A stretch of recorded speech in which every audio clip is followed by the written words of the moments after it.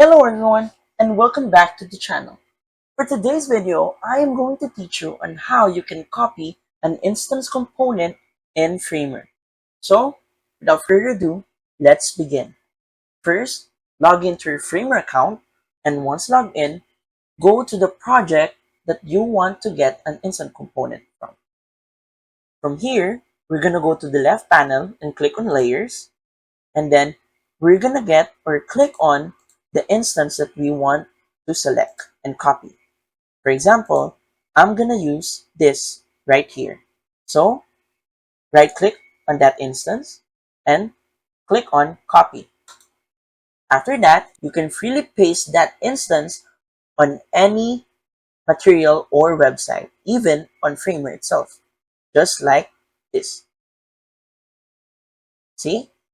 And that's it. So, if you found this video helpful, please don't forget to click like, share, and subscribe to the channel for more helpful video tutorials. See you in the next video. Bye!